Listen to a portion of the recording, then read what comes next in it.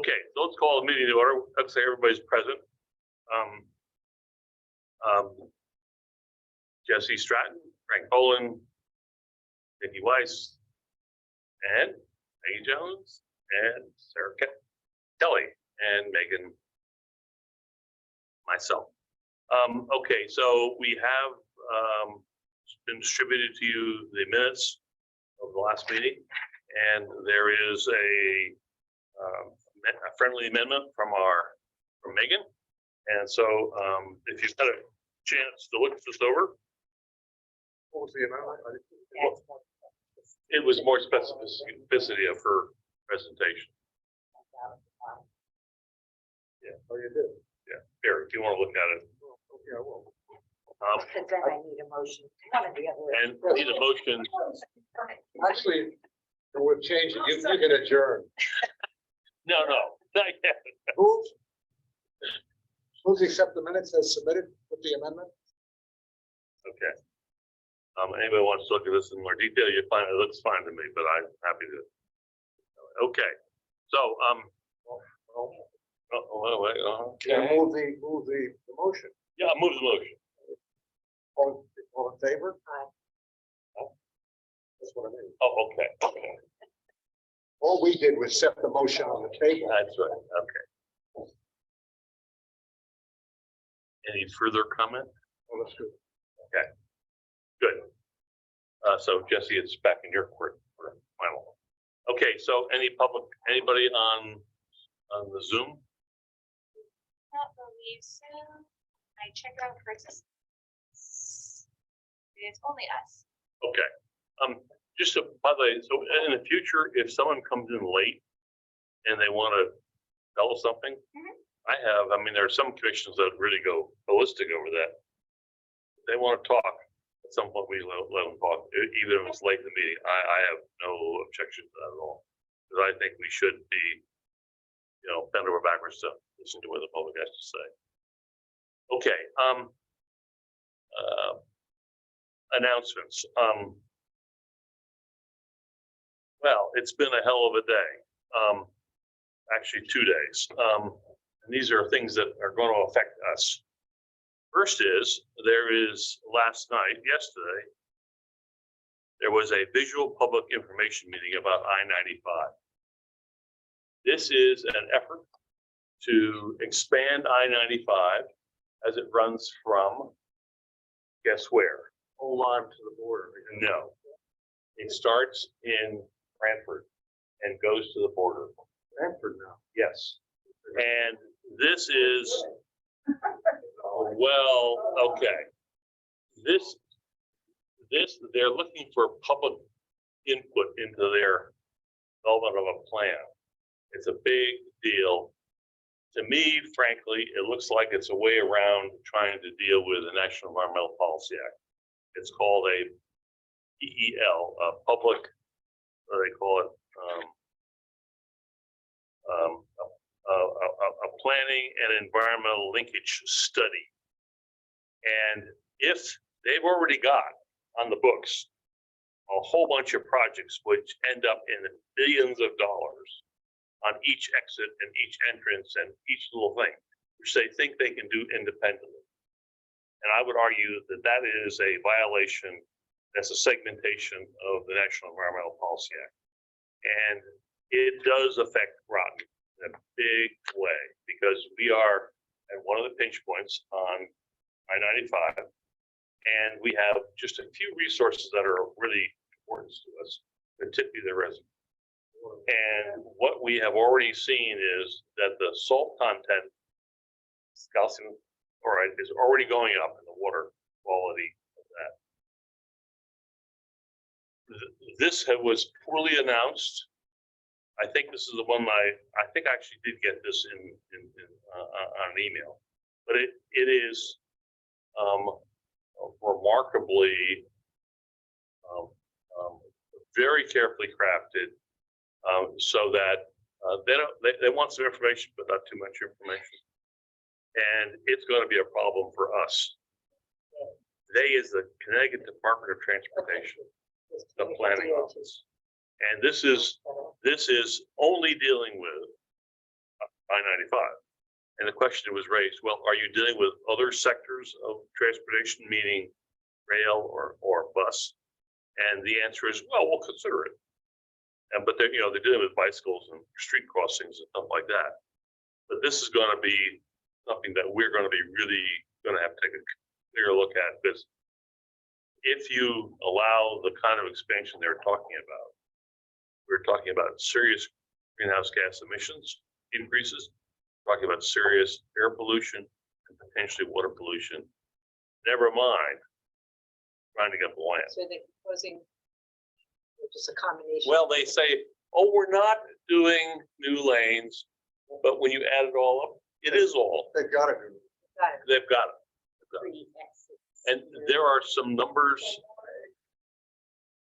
They're all two. they want to rebuild them all. And there are some numbers that are staggering. You know what the average daily speed is on 95? Speed? Speed? Oh, yeah, sure. 75. Well, what do 75. you think? 75. What do you think? Okay, I just drove. when you actually measure it, I just drove. No, no, I didn't say what my average speed. I said average. Yeah, but you keep that average. no, wait, Now. the report is, Yeah, my guess. the would be report 50. is, and this is staggering, average speed, and I can't remember whether it's north or east or west, is 34 miles an hour on one way, and the other way, it's 35 miles an hour. That's different.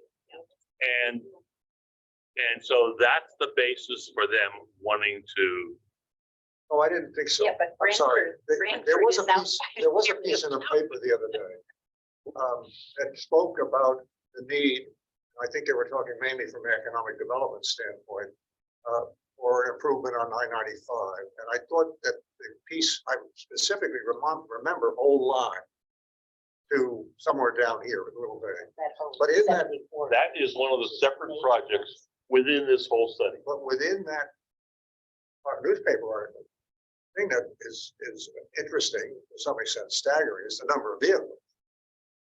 And it's tens, 20s, thousands Yeah. of vehicles a day, an hour. I mean, it's just staggering numbers. I know. Now, and of course, they're also projecting an increase in population, an increase in the number of vehicles.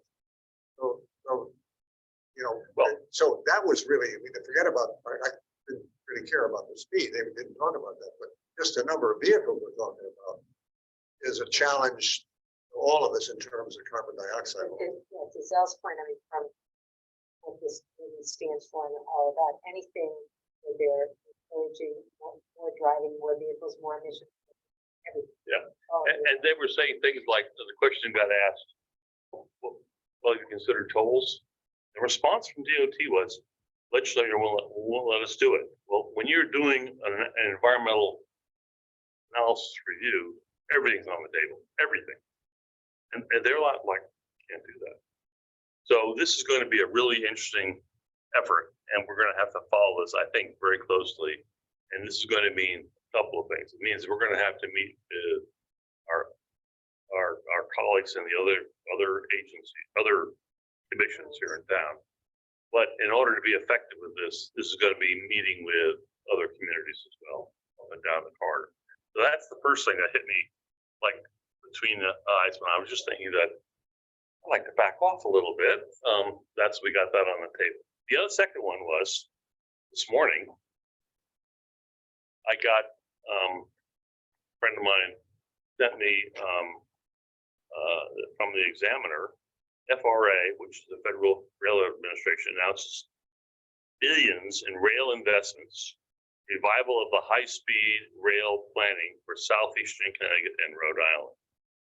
And they show you the circle in green here, what they're talking about. Now, I have not been able to download this thing. It was so jammed up this morning. It was like, help, we can't download. So I'm not quite sure what's fully in here, except this is what we've been seeing coming out of the Connecticut DOT. Like, our whole mantra is, the whole reason for our existing is getting from point A to point B faster. But it's, again, $1 billion effort. the alternative route that was a couple of years ago shot at. It mentions, Show it there, it mentions it here, but it doesn't show it. but it doesn't show it. And so, and this again is not going to be, don't be a Groton thing, this is going to be a regional thing.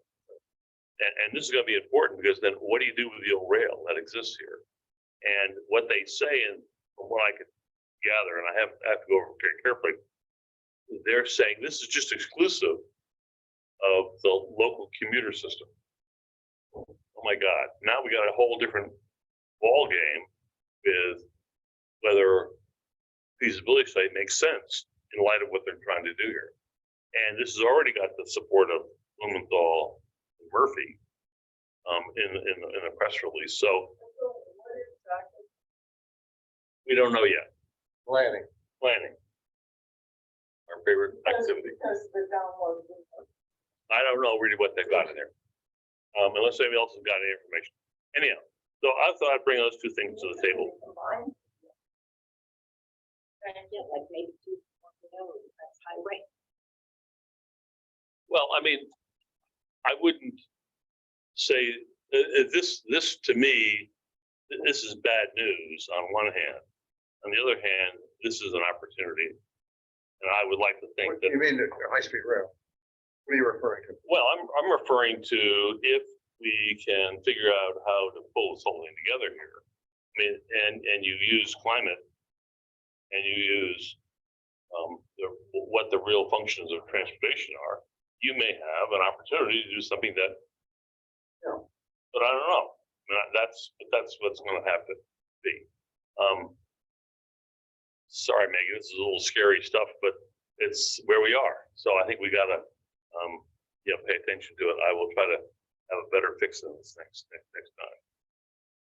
You could just solve those problems for us. That Pardon? would be- You could just solve those problems for us. That'd be-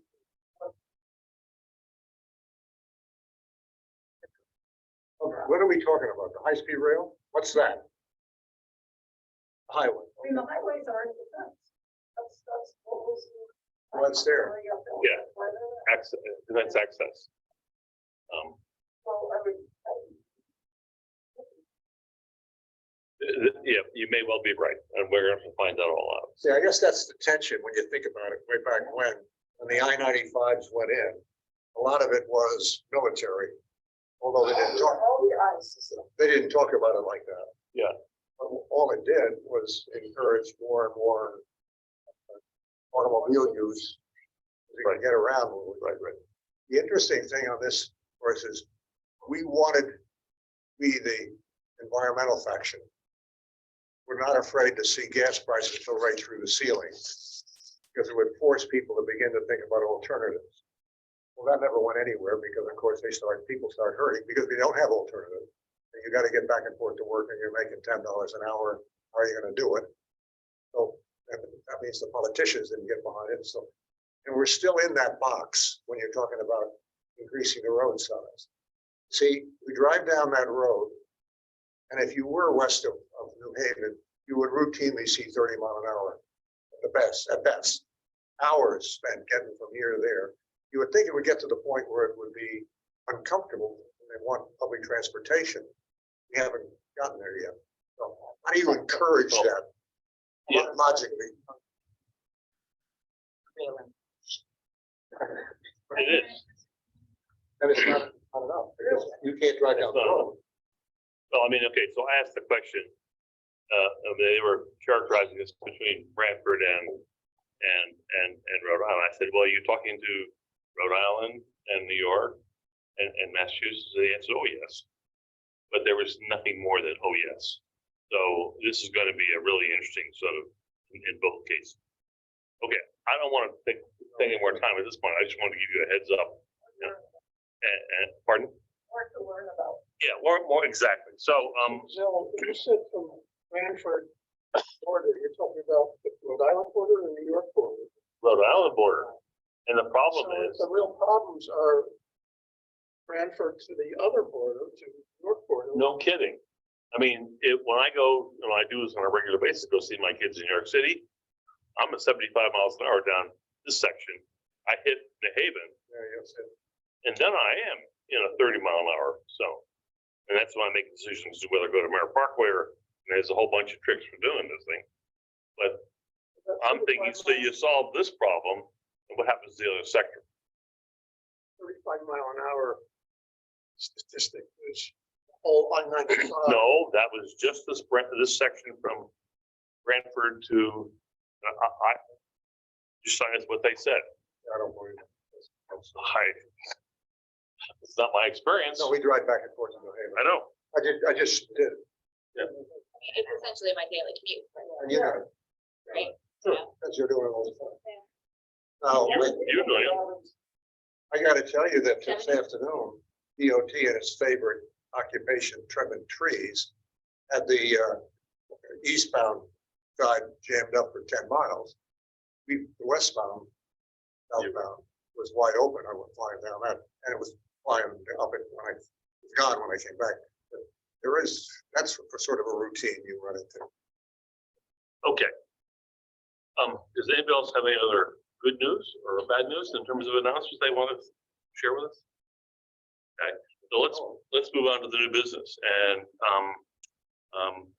again, so you all know, I did meet with Megan, and we worked out, I think, this is what we agreed to, worked out her part of this whole thing on the new business. So I'll just turn this over to you, Meg. Sure, I believe the first one was the climate action plan. The climate action plan, which Okay. is what you had talked about as part of the phase 1, if I got it right, grant with the Connecticut DEP. And I suggested to Megan that maybe she wanted to give us a little better or a little further understanding of what that action plan might look like, at least going into it as a grant.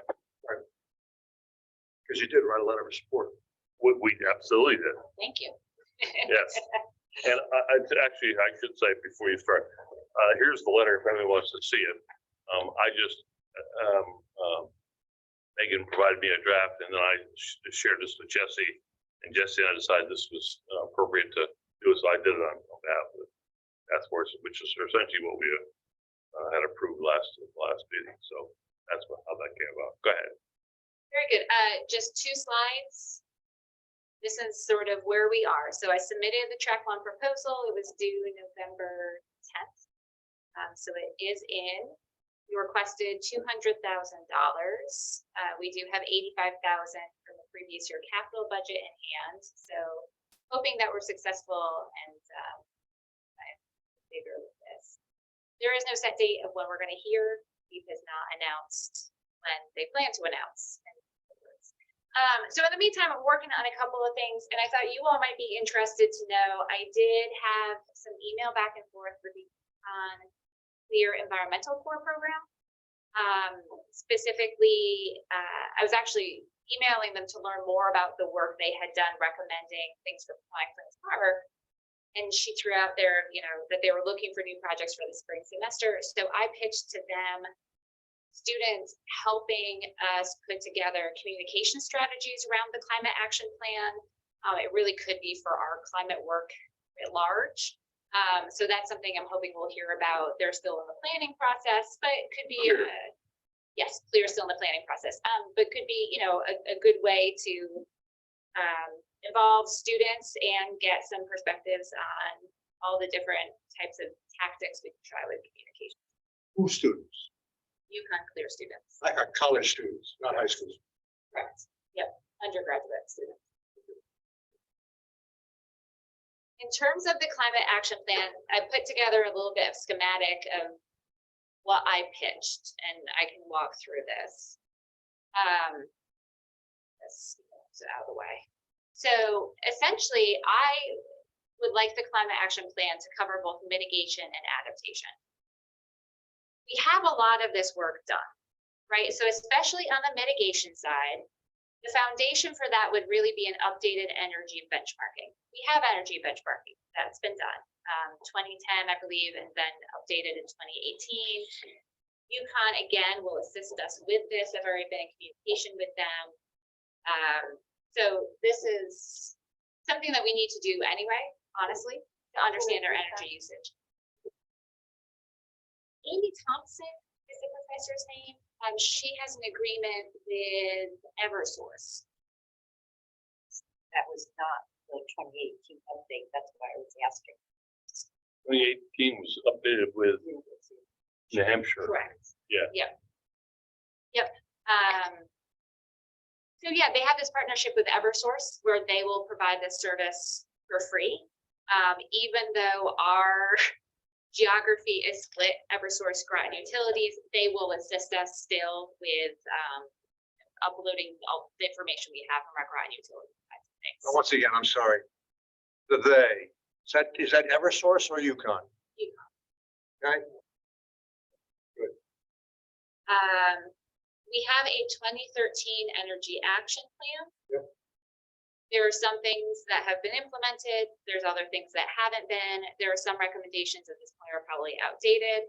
So we would need to take a look back critically at that document, the recommendations, see what makes sense to continue working on versus what might need to be updated. and how do you see that proceeding? In-house, or are you gonna hire consultants? Yeah, I think the in-house part, I'll need to sit down with Greg and his staff to figure out what's been done and kind of what they have in the hopper. But in terms of figuring out the rest of what hasn't been done and if those recommendations need to be updated, I would see that being the role of a consultant. I mean, my simple take the said to you and to the task forces, if we don't measure it, we can't manage it. And so that's needs to be a really key element. And even if it's just simply like we post it once a year, the energy is going up in the town, or energy is going down, or by silo. That I think would be very helpful. Yeah. And we really need to figure out our approach for energy benchmarking, right? So Yukon gets you set up on the EPA platform where you can track all of these things essentially in real time. Well, what are we doing with that information? How are we using that information? How are we, routinely going back to check in on our use and the impact of these projects? So I'm with you on that. Just doing it once every 5 years doesn't do as much good. Other thing I would like to do on the mitigation side is, again, with a consultant, taking a look at opportunities for solar and fleet electrification. So there are a couple of places like the landfill, right? There's been the conversations for years about trying to put a solar facility on there, and that's been stymied by the distance transmission lines. Some of that has changed with new programs. And funding that's available. So taking a look again at the landfill, but then taking a look across the town of where are the other opportunities we might have for solar infrastructure. Potentially, how could we use solar infrastructure to provide redundancies for systems for critical infrastructure? Jesse's been working on With Rob. okay. Yeah. Okay. I think one of my real concerns, I don't know how much you thought that through, the town issue, is Groton Utilities not have to do this thing to help us get involved during this. And is it time for us to sort of take this issue and say to the town, this is untenable, we cannot do this without the cooperation and involvement of Groton Utilities. And it is a town utility. And is the town really start to weigh in on that? Yeah. I mean, interesting process. Yeah. Well, am I hearing two things here, or one thing and I'm missing the other? One, an industrial scale solar facility. Two, I put solar panels on my roof. You put solar panels on your roof. The town-wide solar panels on the roof issue. I'm saying potentially both. Right. Two different. They're different things, but I think. Oh, yeah, but I mean, they may have, on the one hand, a solar panel facility at industrial scale, 50 acres of panels or whatever, might be put together by Eversource or Groton Utilities. And that would be part of that, I could see that happening. But on the other hand, if I went to put solar panels on every house in town, I see it as a real problem for Groton Utilities and Eversource, and potentially for us citizens. Because I think that's where the Groton utility fall becomes affordable. Eversource customers to put solar panels on the roof, it's totally different economic picture. right? If a utility customer, that was a large part of the town is. Right. Well, we're looking at both industrial scale and the individual. And that's why it's so important to have Groton Utilities and Eversource in the game. So interestingly, this is also where I think we can pick up an idea that I know you all had in the report back out to the town council about how do you think of funding when you potentially have facilities you could put in that you can either lease space or you're actually, you're realizing cost savings to the town. Is there the ability to, really wrap your arms around the financing of that money? And then what are you going to do with it? So this funding program requires a match funding assessment. If we get the money, we have to do a match funding assessment. This is it's mostly their way of encouraging and nudging entities to consider stormwater utilities. To be honest. Okay, so make the connection. Is that a sinker or a curveball? I can't tell. I have feelings about stormwater utility fees that we won't discuss tonight, as it would derail the conversation, but they're not prescriptive. Essentially, the point of the match funding assessment is that they are trying to, with this fund, get governments, municipalities, whoever, ready to go after federal money. Federal money requires match. Where are you going to come up with it?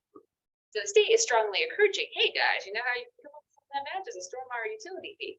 That's not the end all be all of how you structure a match funding assessment. It sounds pretty much like you could make it what you want it to be. So the match funding assessment requirement is part of the $200,000 grant. Yep. It's a deep component, or whoever. And I mean, Okay. okay, I just didn't recognize the word assessment. Yes. Yeah.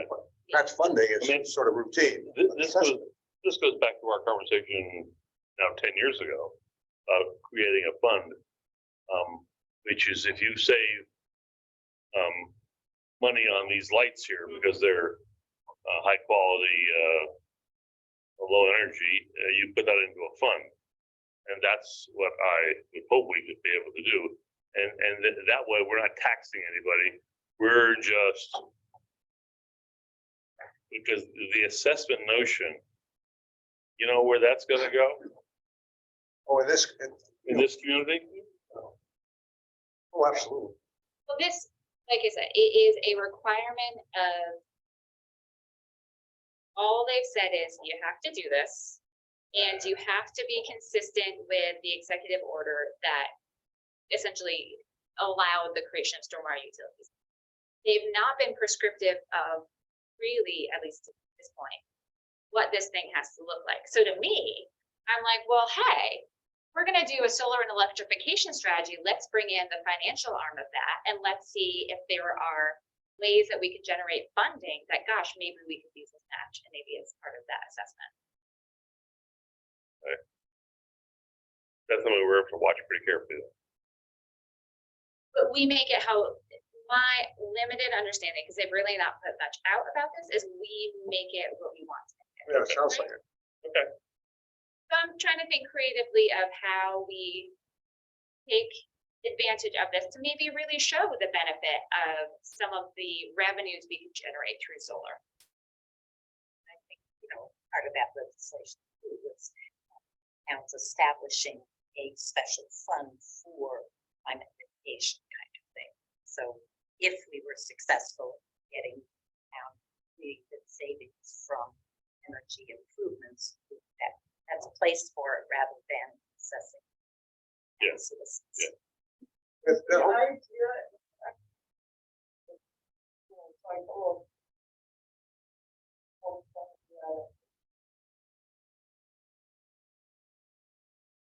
Or on the adaptation action. Things you have to do, you decided what to do, and then how do you pay for it? Oh, I'm not beating on that drum right now. I'm saying this plan will work. I'm glad I made the point. Couldn't resist that one, could you? Sorry, Frank. The whole business about funds, earmarked funds is a real sticky wicket. Because, first of all, you gotta get the town to agree to put monies that are saved away for a particular purpose. I mean, if And you do- then I think you might run into IRS. You can't build a rainy day fund for more than 3 years without it being taxed. We've tried. Well, how do they, the club gets taxed? Right, but that's. That's a slope. I know, but what, I'm not, I think you might run into some issues about how you can keep stuff stored away. I don't think you do it. Okay, maybe. Because there's also I think that's specific, what the state is doing. Yeah. To some extent. Yeah, oh, it is. it is. but the No state- question about it. And the state specifically enabled municipalities to do It's the the same same thing. thing. Yeah. It's an interesting thing, but I just thought it was, what Take is, your Ram Island hat off. thanks very much. You heard that. Heard that. We figured that out. For the house, I mean, that's just crazy. Crazy. So jumping over to the adaptation side, Before you leave the mitigation, all right. a pretty narrow view. There's nothing about heat. There's nothing about coastal erosion and flooding. Well, the need for it. Isn't that how suppose we made the whole town cooler, we wouldn't have to worry about adapting to it. How do I mitigate the effects of heat? You're looking at mitigating. Oh, I see. No, right. I'm using the greenhouse gas mitigation point of view for the left-hand side of the column. Strictly greenhouse gas, Mhm. okay. Yep. I'll add something to the mix there. I went to a meeting over, looking at, compost. And, there's Wesleyan, it's pushing composting on a, townwide level. And there are certainly aspects of that in terms of greenhouse gas reduction. So. It's doing it. Yeah. Stonington has a pilot. Stonington has the pilot plant, and we'll be visiting one in.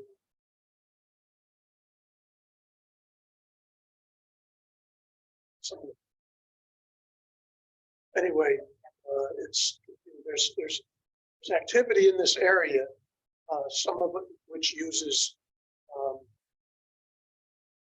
processes that do not generate, for example, methane. Yeah, methane. I know That's there's what I'm that thinking too. about.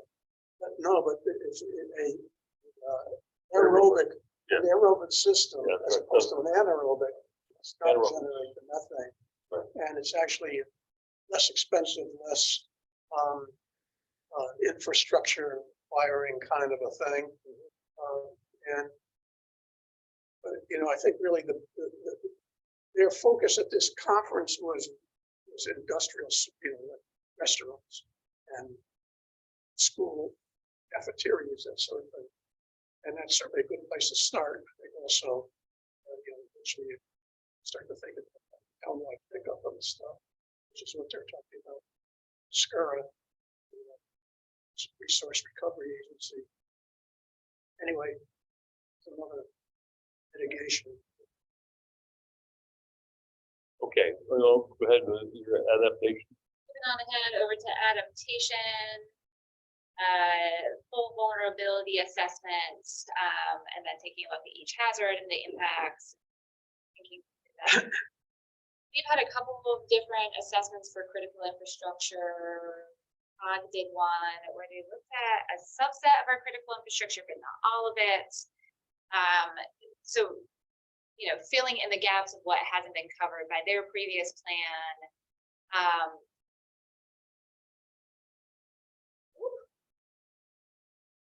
That again.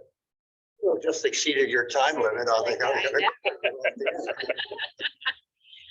But then kind of pitched to Mark Berry, taking 5 maybe-ish town properties of likely parks and doing resilience evaluations. So on the ground adaptation recommendations, things like living shorelines, expanding tree plantings, bioretention facilities specifically for climate resilience. And it turns out he had been thinking along the same lines with the master planning work that was starting now for parks and recreation. They're going to be designating high performance park spaces. And so he was interested in the intersection of like the identification of those spaces and resiliency actions, adaptation actions. And then so this particular tract of the proposal or the solicitation, you really weren't supposed to get these on planning assessments, but I threw in sort of like softball language about looking at known drainage areas in that Route 1 feeding into Midway Oval area and starting to look at, you know, kind of the issues going on there to help inform actions. So I couldn't actually say like H&H modeling or anything in this track. I am with the other proposal, but starting to get into like, hey, let's look at this a little bit closer in order to be able to put together better recommendations. So mitigation and adaptation, all of that work is going to feed into identification of goals, specific actions needed to achieve them. So what is our roadmap of action?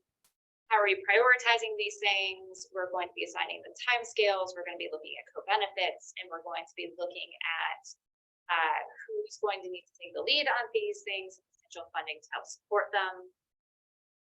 We're also going to develop an accountability framework. So how are we tracking progress over time? How are we? Yeah. See a set of. We'll love a set of metrics, indicators. Yeah, so that we can actually. Yep. So 1 year, 2 years? We pitched it closer to 2 year. What, 2? I think I did like a year and 3/4. Okay. Just to pad things a little bit, and you know, contracting takes a while and all of that. No. Okay, the question is, that's a mouthful. Okay. Is this money, we have enough money to do it? What's your If I'm $200,000? successful in my proposal. We have 85, right? Okay, Yes. We have 85 in hand. 85 is not gonna get us. no, right, no. So, we're gonna have our fingers crossed that our proposal is successful. To what extent are the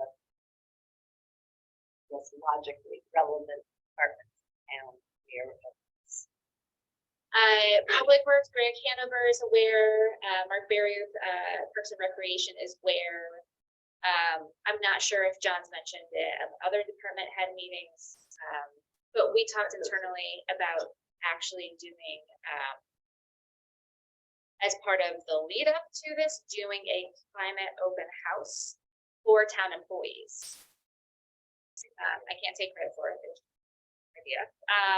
But you know, they do similar things when there's updates about insurance programs and things like that. But you know, taking the opportunity to let people come in, learn about what we're trying to achieve, and you know, that could be a really good avenue to discuss the resolution the town council has and how that actually impacts all the different.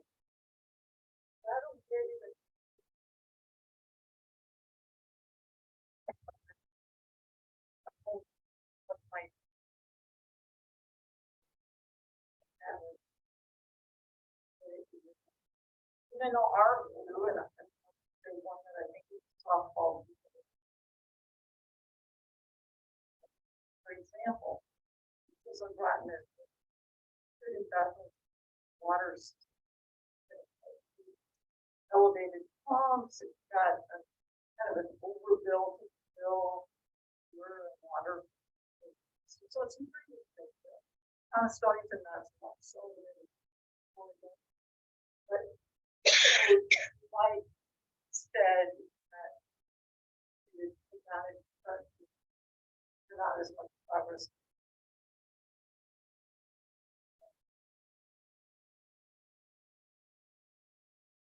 Where's the conservation?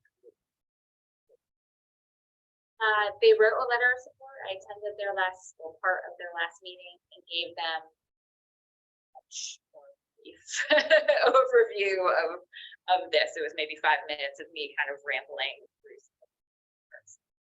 So they are aware and supportive. And they're supportive. They vote on it, or what happened? Well, they voted on providing me a letter of support. Oh, good, okay. Well, also input. Yeah, I mean, I would want to do this with, and we haven't talked about, as much involvement from not just the town itself, but all the associated boards, the commissions, residents, business owners, nonprofits. I mean, we really, and that was part of why we thought it would be nice to start with that Yukon Clear, like, hey, how do we put together a communication strategy? Like, we really need to be thinking big of how we engage people. Yeah. You know, Yes, Circa might be able to help you with that as Yeah. well. You Clear and Circa, they know each other. you're not the only one who wants that. I mean, we're just really in trouble with communications right now, I think. Okay, The only, I guess, I have to sit here and think about it, and I guess our role is to criticize constructively. Constructively. It's the scope. It's very ambitious. There's a lot there to really nail down. I'm sitting here chuckling to myself because there's three of us that were involved in the early days, that is 1970 or so, with the very first thing we saw was major flooding at the bottom of Long Hill around the park there and all. And Walter Blanker was sitting talking to the Conservation Commission about drainage in this town. Storm drain assessment. And then we all lived through 2010 and think that one storm drain assessment period is quite an issue for the extreme event. So I could see you spending, I don't know, pick a number, $50,000 consultant time, just beginning to really scratch storm drain issue. It's better. Long Hill doesn't flood as much as it did. You know, the Avery Park there and the roadway across was always flooded. But you don't see it as much flooded, so they've done something right.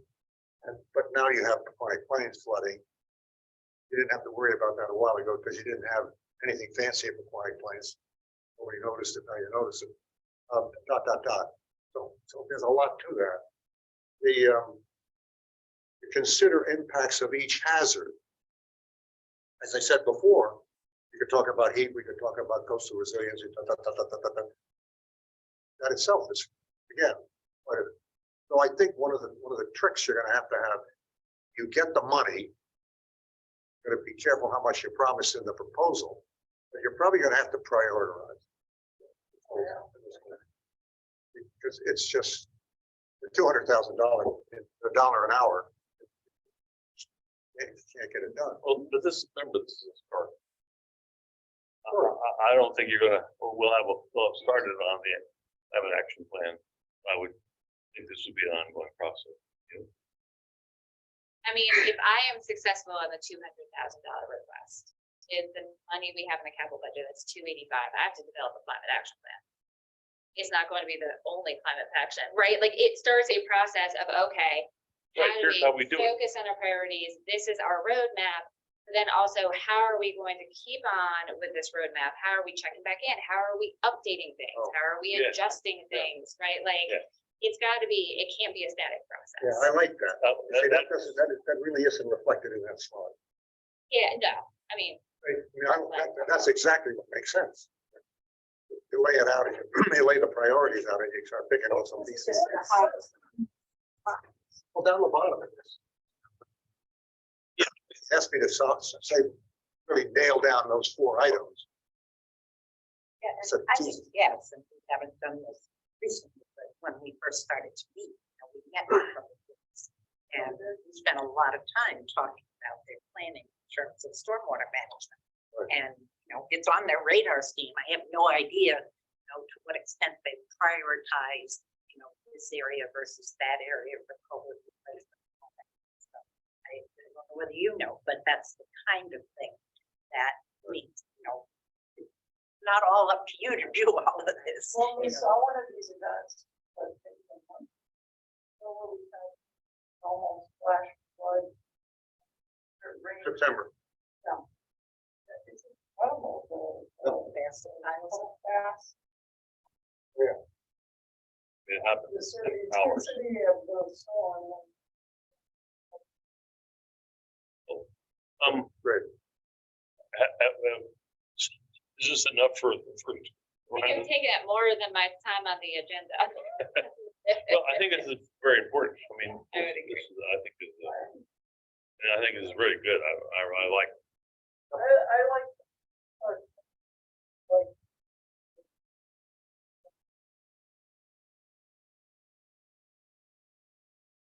So I'm assuming that since we have no idea when they make decisions, that there is not really a time frame for the kind of public town-wide staff kind of meeting that you're talking about. Yeah, I mean, I think finding out when we get the money is gonna really tell us, right, like how big we can go. I think that there are things we can and will be doing anyway to like just, develop more of the conversation around this. So I'm not saying that we have to like wait and everything until we find out about the money, but We talked about, having presentations of one kind or another, year 1. Volume.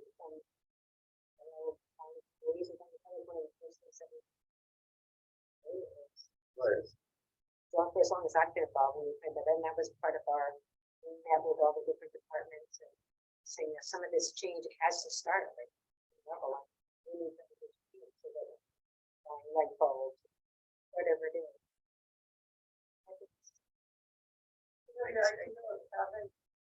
I like that. It's a whole paradigm shift. I mean, it occurs to me, you maybe want to hawk some of the stuff early so that if you soften a couple of people up around here. yeah. And then, Yeah. So that would be. Yeah, I think it would help, it would try to help drum up interest and that dialogue leading into the climate action plan, right? Explaining to them how we as Megan and planning doing a climate action plan matters to them, their work. Yeah, would be happy to help with that. Okay, next item. I asked you to bring your calendars. I am been bugged by our town manager's executive assistant about when are we going to meet next year? And so my question to you all is, do you want to keep doing the same time we have this past year? And maybe you want to move it to 4 o'clock? Or I'm not, so it's, you get over dinner, right? You might not get in so much trouble, Frank. That's right. So, anybody, any feelings? Switch from Wednesdays to And would it be Thursdays. easier for you? Wait, I'm sorry. Wouldn't it? Well, we used to Rather meet than on six, Wednesdays. 5 or now 6. Yeah, we originally met on Wednesdays, and we changed that. I knew, I couldn't remember what it It was you, right? Oh, you. Terrible. Well, do you want to do Wednesdays or do you want to do Thursdays? Thursdays are, That's fine. You said you can't do it. Thursday, 4 o'clock. Thursday's at 4. Thursday at 4 o'clock? Does that work better for you?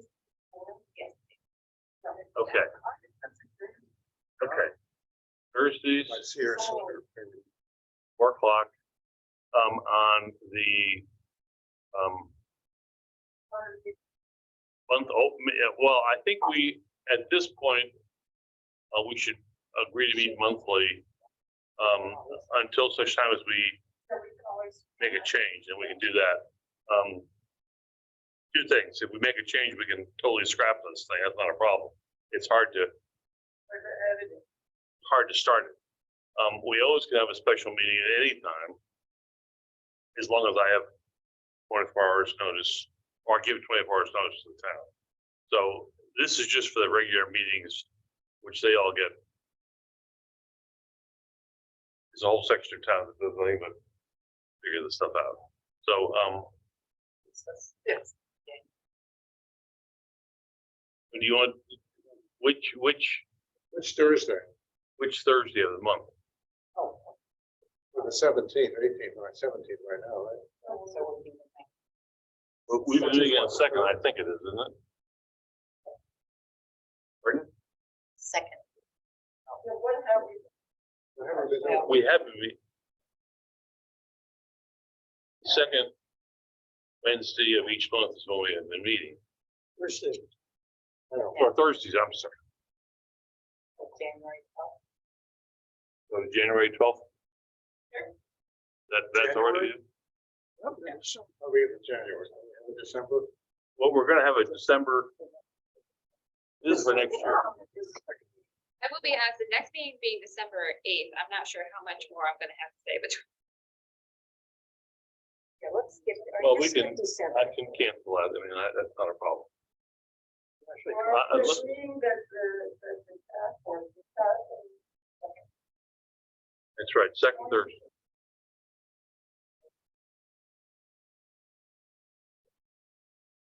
At this time at 4. 4 o'clock, okay. Take a motion, 4 to 5:30, right, Frank? a motion, okay, a second, I'll second it. okay, all in favor, any discussion? You've had it. We will do it, okay, good, All in favor? okay, all in favor? Yes. Aye. Okay, moving on, the deep, well, we've sort of talked about this, do you want to talk any further about the second phase or not? the second tract is the Peconic Plains Park flooding proposal. I'm in the process of writing it. Okay, so nothing more to report at this point, okay. Okay, moving on to D, meeting with the Groton Magnet Schools. Apparently Megan and Frank met. You guys wanna go ahead and tell us what you did and what's happening? Sure, Frank, you want to take the lead? Yeah, we met with them. The principal and two of the faculty, one fairly well known from Project O. And I thought it was a very productive meeting. The principal seemed to be the leader of the band, clearly. An interesting setup the way the school works these days.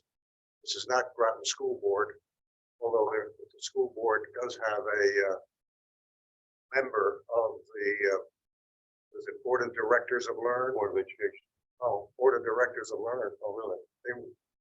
High school is Magnet High School is run by Learn, and their direct Board of Directors has one of our Board of Education types on it. It's the extent of the tie with the Groton school system, but that really doesn't make much difference to us. They were waiting. They're very interested in getting involved with the climate action plan. That's why I asked about what student would do what. I guess it really is going to. There are a number of opportunities there for term projects or term papers. We talked about both scientific and socio-political. You got this great idea, and there's no way to implement it because town council or dot. I think they have a variety of interests that would complement the effort, and our effort in particular to get some of this word out and get the many munchkins involved in passing the word on this climate. So what's the next step for you guys? Next step, I reached out to the principal just on an issue, to kind of close up the meeting, and I offered to make a connection with someone else.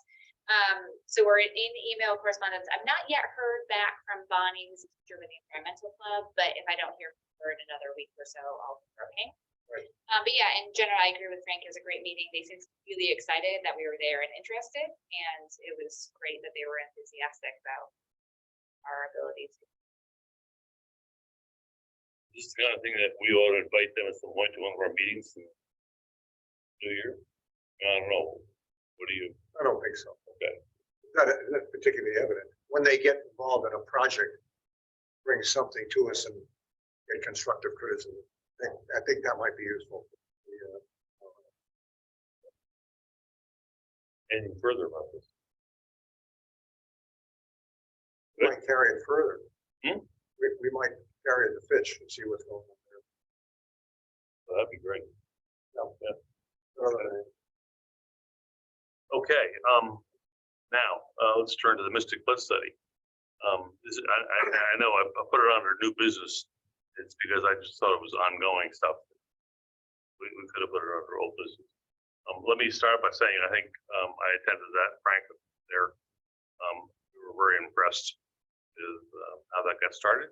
And after having said that, Megan did a great job. Megan, do you want to take it from here? Thank you. Yeah. It was, back on November 1st. 40. That was nice. Probably. Interestingly, a couple of folks from the scouting, which was really fantastic. So we were able to have a little bit of a conversation with, about how the two can and should work together. And then I actually had a follow-up call with one of the consultants working at the Seaport about a proposal they're putting together and being part of the conversation that they're having, which I think is really fantastic. The meeting itself, this was the introduction to the project. So did a presentation about the climate impacts that we are looking at and planning around.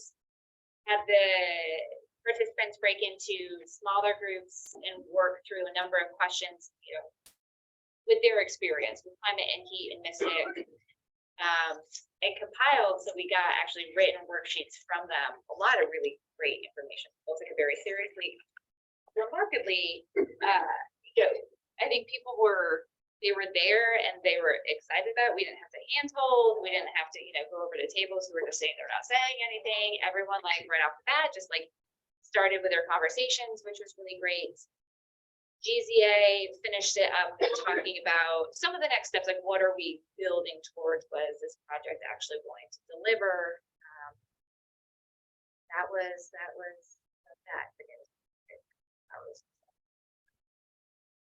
It was just about an hour. It was an hour and a half at least. Yeah, it was more than that. Yeah. Because I left it there. Oh, okay. Yeah. Anyhow, good. So next steps, the consultant is doing their field assessments in December. So we are working on finalizing the letter that's going out to all the property owners in the study area, which is also another really great way to let them know about the project if they haven't heard about it. So we're sending that letter out to give them a heads up about the field assessments. GZA will then doing the field assessments and digging in on the full vulnerability.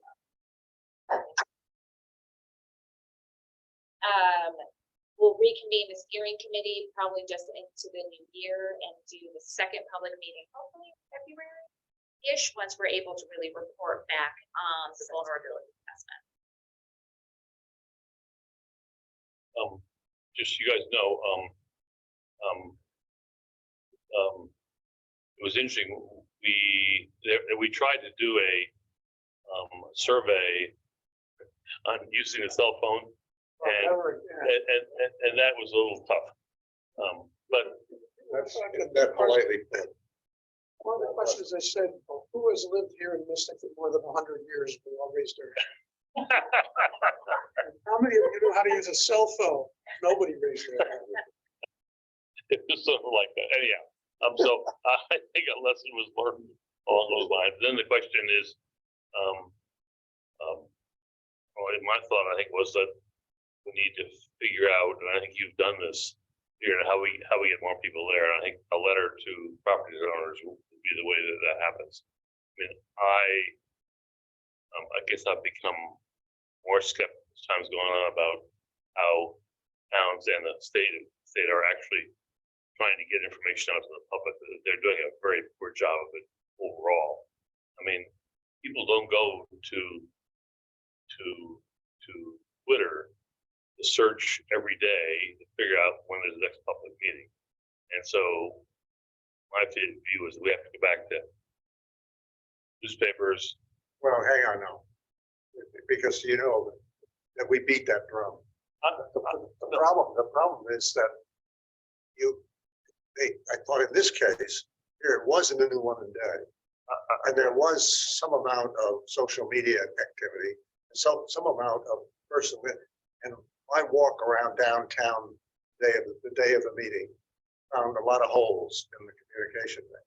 I thought that bottom line of all of that experiment was that we have so damn many means of communicating today, number one. And number two, to use them effectively requires searching. And most people, when they play with Twitter, are searching. They go to Sarah, they go to Bola, they follow. And so your information flow on that. It's the bottom line is that it's right now we have a very significant challenge getting word out. Unless you're looking for you might Got it. But significant challenge. And Okay, but I mean, I think we all felt that to be the case, and certainly this approach of actually mailing to people one way of getting their well, you hope- attention. the other one is on the envelope, put important tax announcement inside. Something that really blinds them, that they can open it and read the thing. Your house is being sold. You have to be careful what you do. As small as that, I worked for a nonprofit. It's now capital connected housing investment for a year before grad schools. And the Weird Series events ended up doing loan servicing during the housing crisis and was in charge of making sure that people's escrowed homeowners insurance payments were made. And the people that we couldn't get through to every month I'd mail, I tried everything. I tried handwriting envelopes. I tried stamps. I tried, just to try to get people to open the mail. Right. That's right. You know, if they see anything that comes from the town of Groton, unless it's evidently a bill. Yeah. You know, she's like, throw in something that Maggie and I brought up. The churches are, all people live in town. Most of them live here for quite a while. And to use some more conventional fashion vacation techniques, get it in a church bulletin, get it announced. Right. If you're going out to the store owners, business owners, stick a poster in their window. that's, you know, Those things you don't have to go search for. They search for you. even that was in the bookstore on the window, but people say they don't ever heard about it. Banner across the downtown Mystic, which changes. Well, maybe. Who's running that? So the chamber. Well, nobody. Go to them. Yeah. Well, that's what. Yeah. Oh, okay. That was crazy. I walked downtown with a half a dozen brochures and I went to Tuck, who is the downtown biddy. He stands, when he's not putting a picture in a picture frame, he stands on the corner up there. Okay. He talks with the people walking by and he talks with the cop and he saw everything that happened with the downtown rebuild project. Okay. And all about the drainage and when this and that. We're going to talk. You hear about this? No. And he owns 4 properties there. You got a problem. Biddy doesn't hear about it. We're really high. We're really high. So.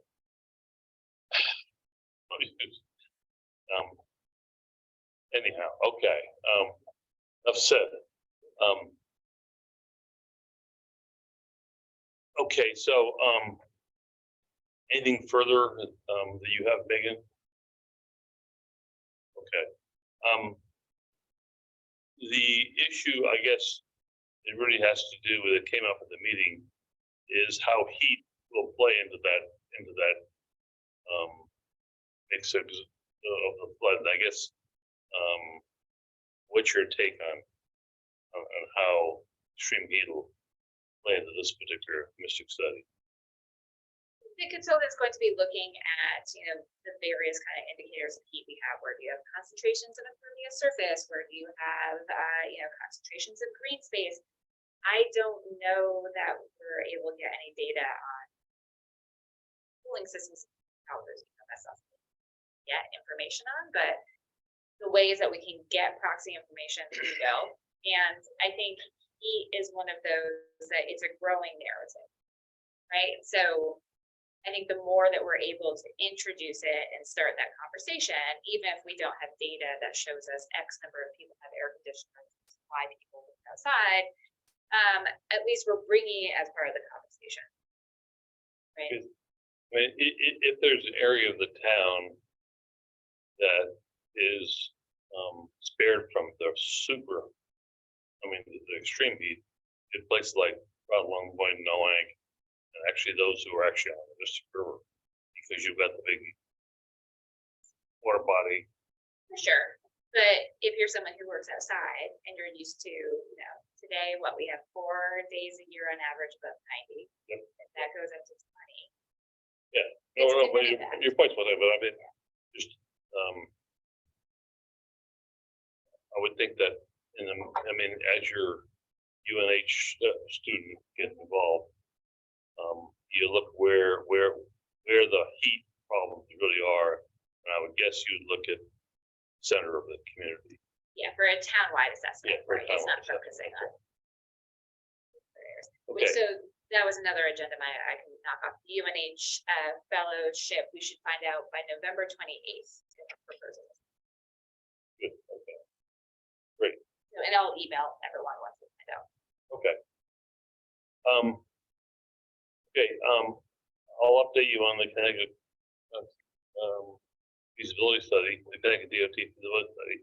Nothing has happened since we talked last time, and I'm beginning to think I understand why. It's because the whole state DOT is more focused on high-speed rail to New York, and I think that's why it's slowed down. And I can't say that for sure. I have participated in putting together, in fact, authored the letter that's going to go to the state on their 5-year state rail plan, which takes them to task in a very gentle, but a pretty comprehensive sort of way. We'll see where that goes, and that's being done not through our group, but through Community Rail Council. And our chairman is a pretty sophisticated politician who, every time I think he's gone into a rabbit hole, he comes out with 3 rabbits in hand, that kind of thing. So that's gonna be, I don't know, just keep you posted on that. Where do our local politicians, Summers and the like? Oh, where are they? At this point, they've all signed on to the bill. The Community Rail Council is going to have a meeting in December with the delegation up and down the entire line. So we'll see where that goes. They were strategically waiting to get the election over with. That's what's going to happen. Because I thought you were very kind. Speaking to the why of the delays. Oh, first thing it's flooded. I'm not sure what it is, but it's DOT, and DOT, I mean, in order to get DOT to work, you need a big stick. Well, Yeah, we've got a big stick, and we gotta be careful how we use this, that's all. And I mean, Kathy Austin she's a big stick. Very good. She's, That's what I'm asking. yeah, absolutely, and she's part of this. I mean, she gave a remarkably frank and direct presentation at the Rail Council in October. Okay, that's, And if they weren't listening, it's at their own peril. that's what you, that's So, good to hear. and that's good. So we'll see. I'm not things up. How does this tie in with, started off? Oh, these two problems? Because it's all Department of Transportation, and it's all tied together. It's about getting people. They are tied together. Well, they would argue not, and I would argue yes, because Have it's so much staff. That's the issue. staff is the problem. That's the issue. About that,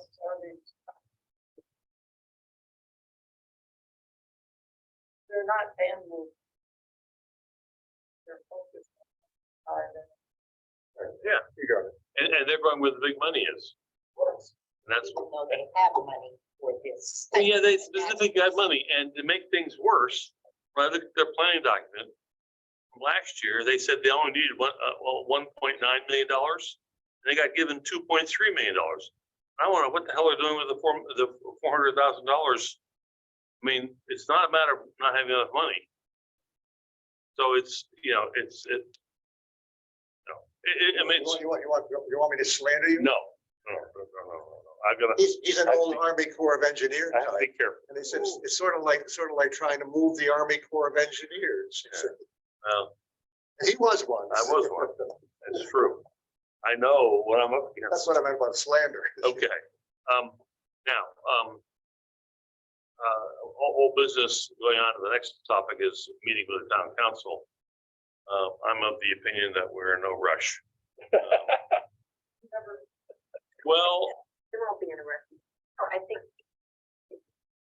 really should wait until we've heard about something. yeah, I think that's, well, So that there's something to Really report. great, good news. I'm sorry. Again.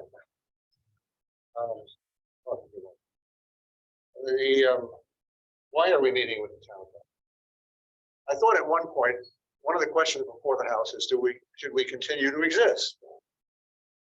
Is that still on the table? that's absolutely, well, it's, do we continue to exist? And if so, how should we Yeah, what's be our role? organized? And so what's our role? And I think this is something that we need to continue to work with Megan on, so that she feels comfortable. I mean, we went to a lot of trouble to get 2 years of scrambling to get Megan on board, and I'm really pleased that we have it, but then we've got to talk about, Yeah, I say thank you very much and go fishing. To the extent that we well, I think if we are helpful, and you need to help us with that. Pardon? Or some other body, I don't think.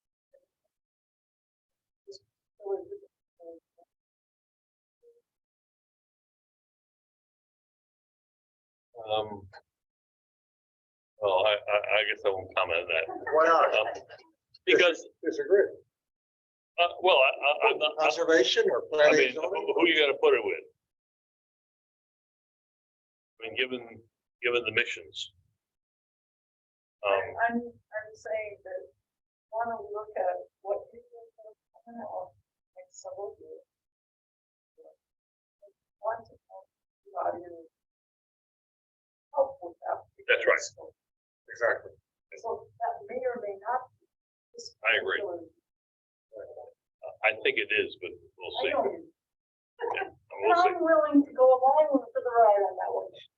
But I also think that with the skill sets.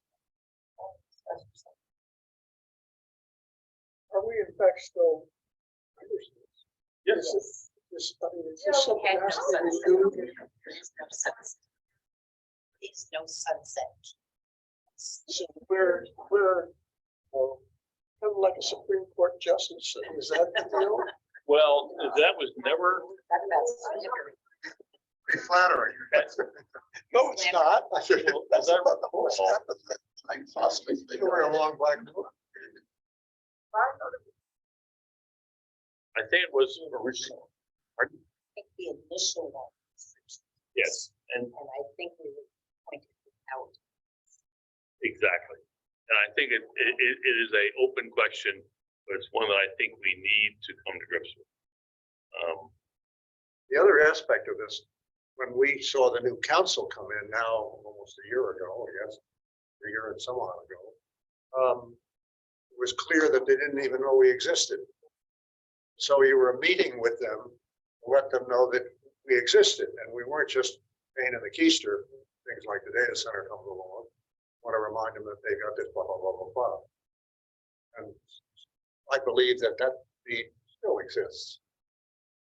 Now, if there's no, and we've been talking with the mayor, I mean, he was around, we had a meeting with him. Oh, yeah, no, but I have a meeting Right, I'm sure. with these guys in Newton. Right. For the very purpose of communicating that hey, we exist. Right. And that still goes to the issue is how can we help Of course, but it's, Megan? And does she want help? but the point of all the babble is why we should or should not meet with the town council. Because at some point we need to explain what we want to have. All of the above.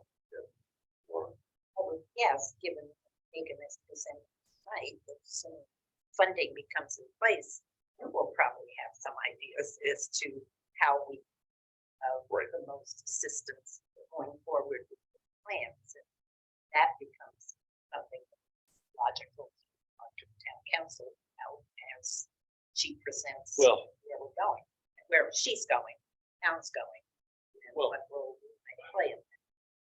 we know that in order for us to accept the funds, it has to go to the town council. And she has to, Megan, you're gonna have to explain to them why this is important. I want to be at least at that first time that happens, so that we fully support that. And I'm not at all ashamed nor unwilling to make that point very clear to them. They spent 2 years getting this whole thing together. And now we want to have a positive response. I don't want to go, we don't know what to do. I want to tell them what we can do. Need of the town council is going to have that issue. Want to give me money? We'll be happy to take it. No. No. We're asking for $85,000. Wait. Whatever. Wait. No, wait. I want to point out to you, if you've been listening to town council in the last 2 weeks, they've been arguing as to whether or not they should be accepting money for affordable housing. And there's been a 2-week argument about that. It is remarkable. Really. And I don't want us to get in any kind of that kind of argument. I want to come in with a very powerful presentation and clear support. What? They go away. They gotta make Another November. not next November. That's the DOT approach, just wait. Well, Go away. no, you may wait, but I mean, it'd be a lot. That's right, they go away. So I will continue to have this conversation with the group and also you, Megan. I think this is very important. Well, the issue is tabled for the moment. It is tabled, but I just needed to have,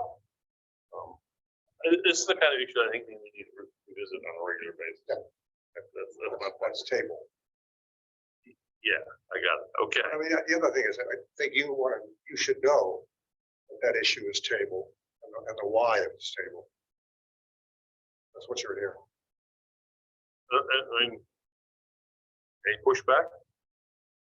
When okay. Okay, any other, next regular meeting is on December 8th, and you would like to cancel this? What we can do. I know we adopted the date. No, that's for next year. No, I know, That did does not remind me of formally cancel. We don't. December 8th, the Long Island Sound Citizen Advisory, Long Island Sound Study Citizen Advisory Committee is going to be, so it's a conflict. I can't go to this meeting. And Megan, I nominated her for membership. It turns out that it's what I'm supposed to have done. was nominated the town of Groton, so we went through that little loop-de-loop. And it went through, it's the nominating committee for the, which happens to be me also, approved her. Inside the train. This is what's called wired.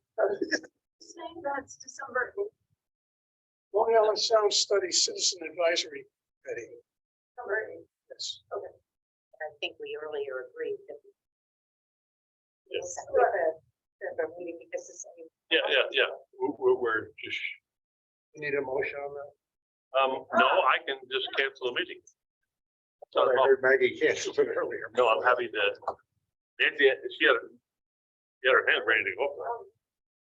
I think if that's all right with you, Megan, I mean, that's, I think I was one. Correct my earlier, yeah. Okay with me. okay. Next meeting, January 12th. Next meeting is January 12th. Yes, January 12th, okay. We'll be adjourned. I'm just wondering real quickly whether you can give us just a brief synopsis of what you know about the Yeah, I wondered if Mason's anybody was Island gonna ask. Fire District Okay. Task Force. Before you do, Yeah. can I, one other thing. Some time ago, I've been working with a woman over on, Julia Perry over on Mason's Island, who's a member of the task force in, Stonington. And she calls me up about every 2 months and we have a nice conversation. What are you doing over there? I want to know what you're doing. And so I've been telling her what we've been doing. And probably about a year ago, I gave her a copy of our resolution that our town council passed. And she said, this was great. And I didn't hear anything back until a couple weeks ago. And it turns out Estonia has adopted essentially the same resolution that we have. And so I think that's terrific. Now, I have suggested at one point that maybe we should meet with them as a joining town, but it's not clear whether we'd meet with the erosion control board or climate board or do it a joint meeting. But I'll have to figure that out. I'll have to figure that out in the new year. So that was actually a good positive step that's taken place Yeah, with our. I honestly, I didn't realize just how active they were, exactly how that whole task force is part of the Mason's Island Fire District. I thought it was just the people who were on Mason's Island. And I remember the Mason's Island, I called my sister there every day and I see the flooding happening there. I thought they were just quietly dealing with their own little area along Allen's Alley. And they had asked me if I would write they were getting some grant money and help come up with a study. I didn't realize they were part of sort of a town-wide thing, and it turns out they are. So there's this task force. They're a subcommittee of the fire district. It's 10 people from Mason's Island that include Perry and Stonington also has climate change task force. Separate. And that's what Julia's also involved She in. may, and some of them may both be there. It's headed by Warren, however you say his name. So Try it again. What's his name? it's Warren. I think it's Warren. So, it's important. He's the head of the climate change. They have adopted. But it really was the fire district, taxpayers, community paid for an engineering study. And then they got in 2022, they got a grant for design of a living coast. So and so my letter was just super great situation for sort of Mason's Island as a model. I mean, it's an island, the largest island as a model for living coast. That whole Emerald Chimney thing that was in the That's fish and wildlife money. that there was some fish and wildlife money. Then they became a test site for the Emerald Chimney. Juliana Barrett, you remember Juliana Barrett? all met her, I knew her Where? through the Nature Conservancy, and then Yeah. I think she's. What's your secret? Sea grant. Sea grant now. Here. And so they recently applied to the, and that I just wrote another letter of support for was to help with, to cover the cost of permitting. If they can, they're in the throes of all DEP that. money to go get permitted? Yeah, so it just, I mean, and I don't know a lot of the specifics, but that just said, That's great. to cover the permitting, they applied for a grant. And that was, which didn't really make sense, she's like, wouldn't you, that's what she said, I have, wouldn't that just be Well, really? they would have to get, no, they would have to get a DEP permit to do, Anyway, Why we anything. need and but fund cost. I don't know, writing the yeah, permit. I don't know, that's weird. Anyway, but that's helpful. yeah. So It's that's- nice to have a bunch of people involved.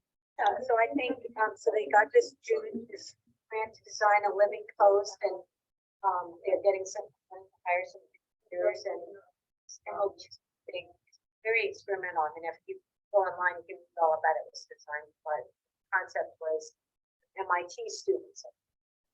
Kind of a neat thing, we don't know whether it will work, but it's. Well, It's on the concept. side where the yacht club is. No, Yes, it's on the same side, but it's much further up, so it's on the Allen's east side of the island, right there, Allen's Alley. When you come You in, can see it. Or it's just first this pier tiny is little- beach. the whole one little raft about the smaller. It would be the whole. It's a start, it's a concept, and well, I think they're actually now talking about Exactly. bringing in lots of stone. You can't use that word. Yeah, I know. They're talking about building a living shore. But it also includes some non. Okay. Anyway, so that's what's going on. So it was, I was surprised to find out that it went on Mason Island to this town of Sunnyvale. That they do. Well, it's good. I mean, Julia, You know, Julia's on both, is that correct? it sounds that Apparently way. It is. I know Julia very well. You do. I mean, I've had conversations with her off and on for a long time, and I didn't realize this. I was all. She loves to get involved, and Well, anything else? Your turn. I'll second. Okay, thank you. Oh, okay, one other thing before we. 5:35. I know. One other thing I want to ask is that if any of you know of any younger people who might be interested in joining the team, I would like to know about it. I am feeling a need to get another generation involved with our group. And so, doctor, professional, probably person, doctor, or pardon? Contact me. That's a good possibility. We've got to find someone who really understands. There are a lot of them. Okay, There are a lot of them. You know, that reminds me, actually, thinking of, we're adjourned. But one of the subjects that's still floating around was meeting with the neighbors. I know. We never really got a good sat down with everybody else.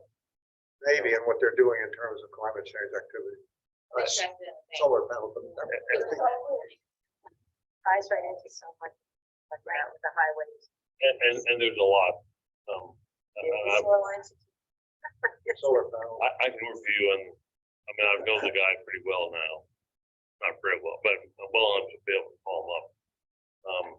And I think with task force ought to be good. I'm just, I don't know, relationships, trying to get them better. In the area of patting ourselves to the back, I think it's great that we've got maybe did something here to would benefit the town big time. And we're pleased about the way they're jumping right into the grass, right down there into it. All the time, just to my friends and stuff, and I said, you know, like Groton did, and we hired, especially, and it's like, yeah, me to do that too. I could do that kind of something too. Exactly. Exceeded our expectations. Okay, Happy Thanksgiving, everyone. yeah, Have a great yeah, Thanksgiving. good Thanksgiving. Okay, we'll be in. Take a day off. Okay, so we're officially on. So I think that's Oh, I know, one thing I was gonna say before you